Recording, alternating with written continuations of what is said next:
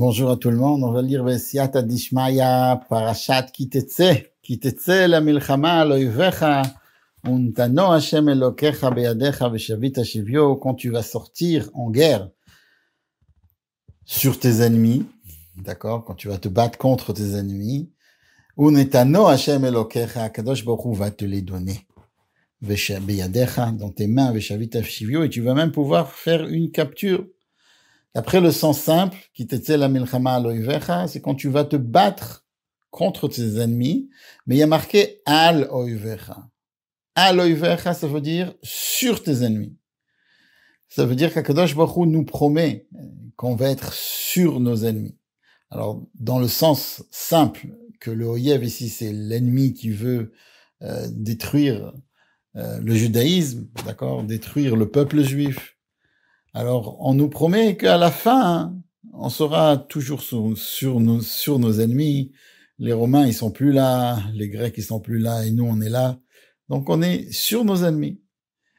Et d'après la Chassidoute, quand il y a marqué « Kitetse la milchama aloivecha », c'est quand on va partir en guerre contre le Yetzer Hara. Contre le Yetzer Hara, on va réussir. Quelqu'un qui veut vraiment réussir, il arrive à réussir. On est sur nos ennemis, sur notre ennemi. Là, dans la Chassidoute, expliqué que d'une manière, d'une hashgacha pratit, qui t'etse, on le lit pendant Elul, pendant le mois de Elul.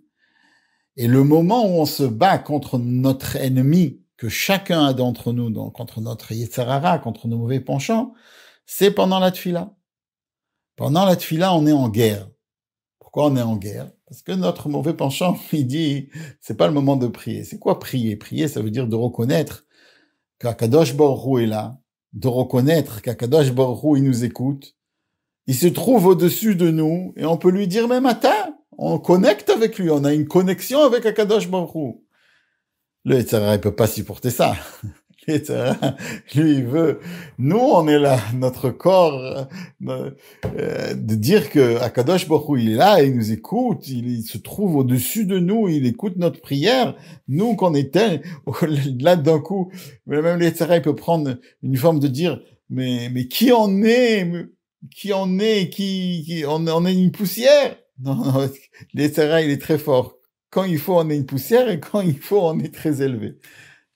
Si Akadosh Baruch Hu nous a donné une force de prier, une force de demander à Hachem des demandes et de pouvoir changer le monde grâce à notre prière, c'est qu'on a une force extraordinaire. Akadosh Baruch Hu, il veut que ça passe comme ça. Akadosh Baruch Hu, il pourrait nous donner tout sans qu'on ait besoin de prier. Mais Akadosh Baruch Hu, il veut qu'on prie. Il veut qu'on demande à Akadosh Baruch Hu. Et c'est pour ça qu'on va lire ça pendant le Elul pour nous dire, sachez que si quelqu'un il veut, alors Akadosh Baruch Hu, il va l'aider et il sera au-dessus de ses ennemis, au-dessus d'un Yetzer Hara. Il va réussir. Il faut juste vouloir, on réussit. Akadosh Baruch Hu, il se trouve toujours avec nous. Surtout si on est cœur et âme avec lui. J'ai lu cette semaine une histoire extraordinaire qui prouve que l'âme d'un juif, quand quelqu'un donne tout son cœur à Akadosh Baruch Hu l'écoute. Et quand on donne quand on fait les choses avec une intention totale, alors Akadosh Baruch Hu, il nous fait des miracles incroyables.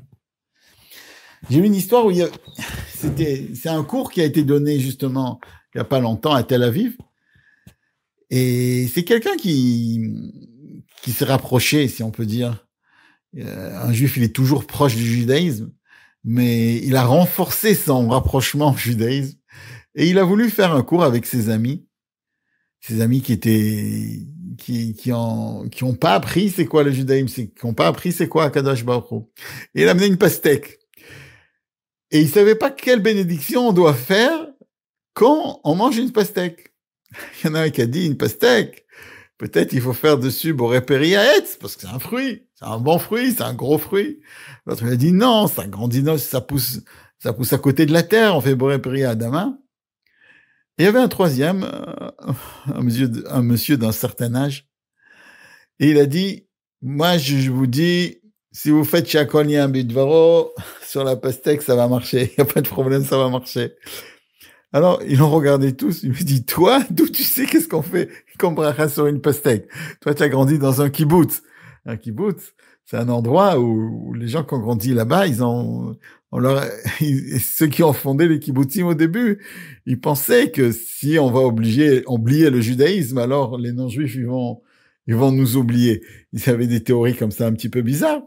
Et ils ont fait grandir des des enfants, quoi, qui, sans leur éduquer, sans leur inculquer les mitzvot, sans leur inculquer la Torah. On leur dit, toi qui as grandi dans un endroit comme ça, dans un endroit communiste, comment toi tu sais quelle bénédiction? Oh, il dit, ah, ne vous inquiétez pas, moi je sais tout.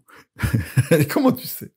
Il a raconté une histoire. Il a raconté une histoire qu'il était dans la guerre et il était tankiste. Et à un moment, ils sont rentrés dans un guet-apens égyptien. Et à ce moment-là, c'était des guerres tank contre tank. C'est pas de loin, c'était de près. Et le commandant, il était vraiment, il savait plus quoi faire parce qu'il voyait qu'il tirait, et il touchait pas les tanks égyptiens. Et ils attendaient de faire Shema Israël. Et d'un coup, le commandant, il crie comme ça dans la ligne et il dit, qui sait comment les religieux ils prient? Alors personne ne savait. Et il y en a un, c'était moi, donc il raconte.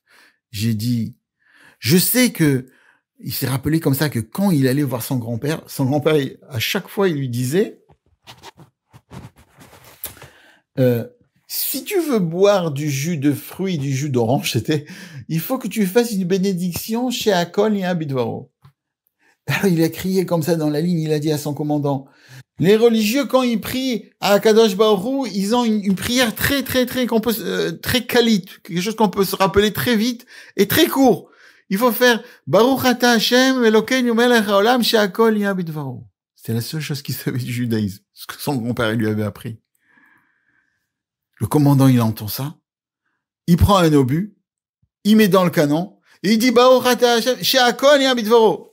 Comme ça, il met l'obus et la première fois que l'obus il a touché. Il n'en revenait pas, tout le monde était là, ils étaient émerveillés. Ils ont repris un obus, ils ont refait, toute la nuit, ils ont fait She'akol Nהיה Bidvaro sur les obus. Et le lendemain matin, ils se sont réveillés et ils ont été sauvés. Ils avaient gagné. Et ils étaient émerveillés, tous ils étaient émerveillés que le miracle qu'ils avaient vu d'Akadosh Baruch Hu. Et il a dit comme ça dans le cours, si She'akol Nהיה Bidvaro, ça marche pour des obus, ça peut marcher aussi pour une pastèque, non? Alors, tous ils ont rigolé. Mais au fait, c'est ça. Ça veut dire que si un homme, tout ce qu'il sait, il met tout son savoir et toute sa volonté et toute son envie envers Akadosh Baruch Hu, il va gagner la guerre.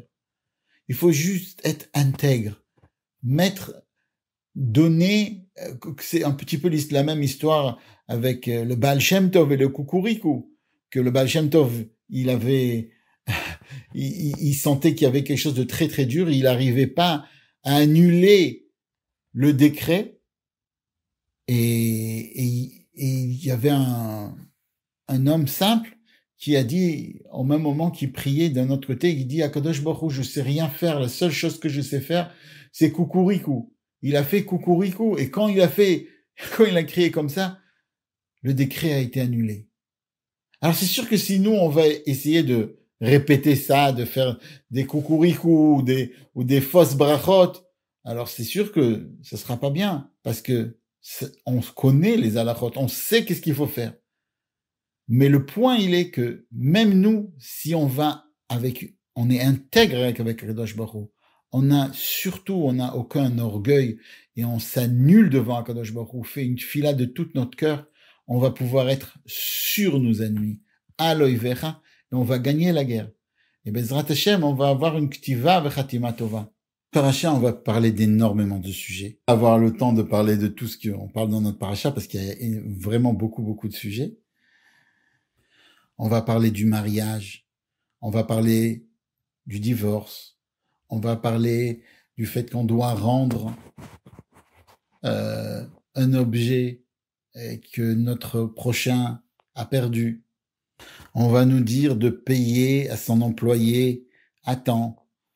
On va même nous dire de se rappeler de ce qui s'est passé à Myriam, de pas parler du Lashon Hara. La fin de la paracha, elle nous parle de Amalek. Alors c'est drôle, le début du paracha nous parle d'une guerre et la fin de la paracha nous parle d'une guerre.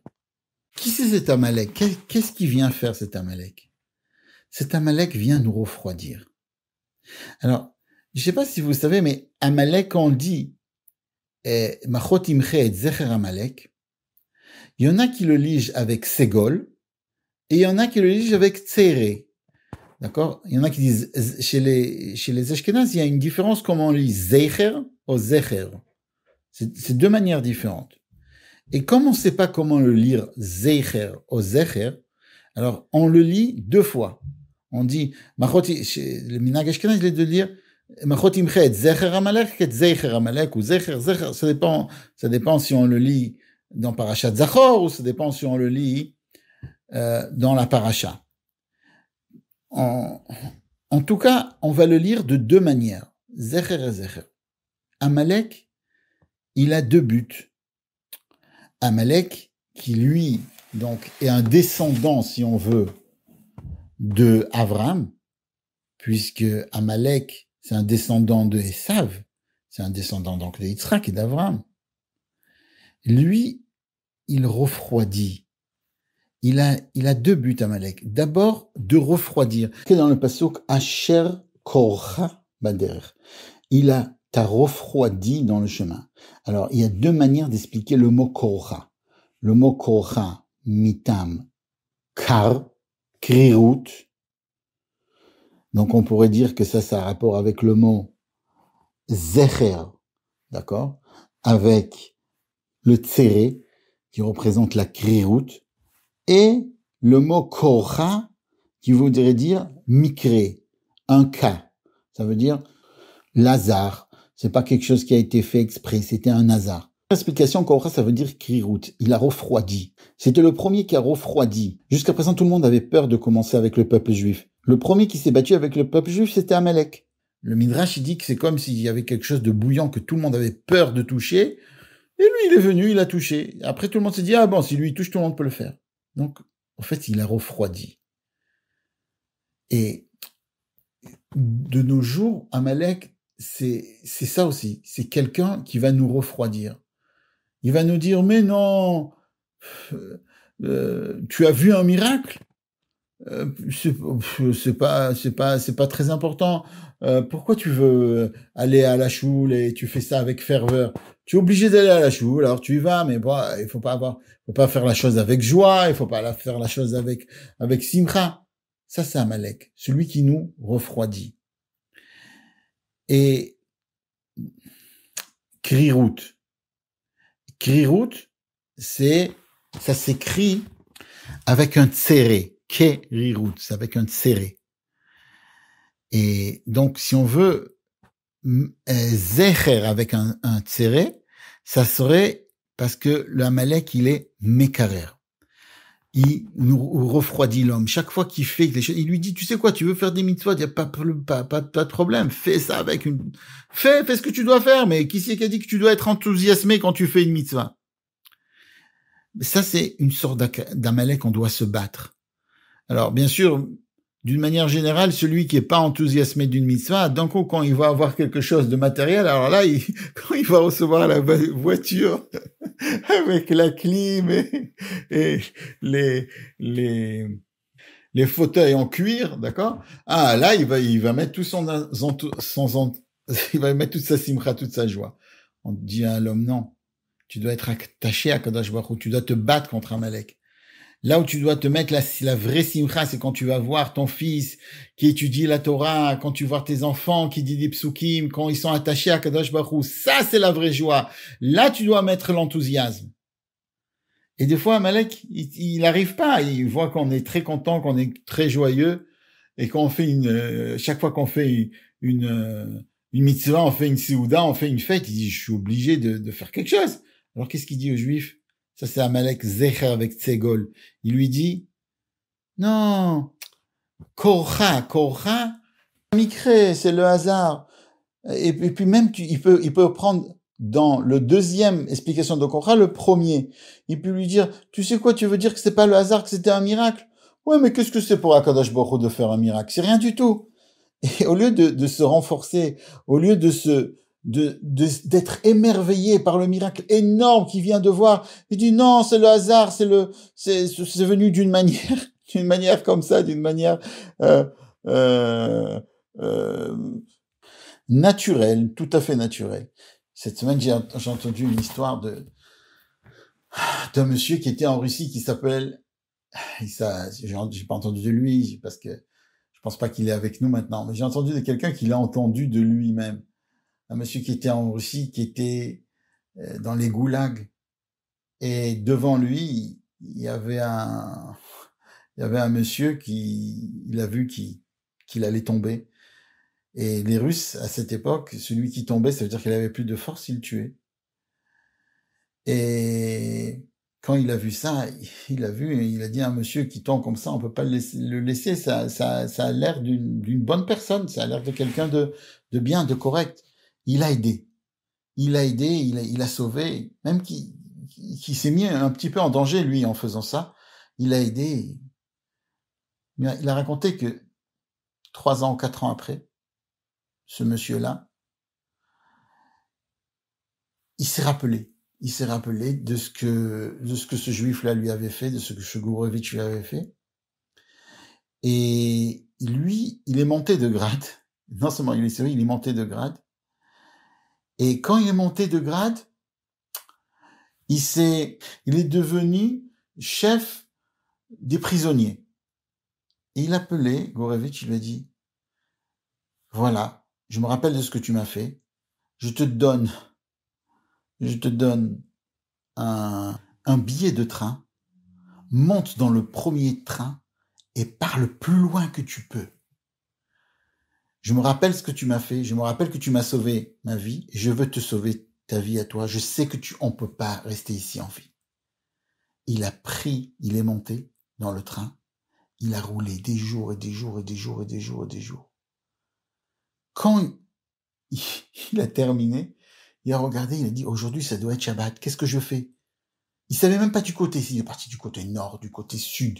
Il est monté dans le premier train, il est juste parti de là-bas. De Sibir, il était en Sibir. Il a dit, c'est Shabbat, je dois m'arrêter. Il s'est dit, peut-être c'est Pikuach Nefesh.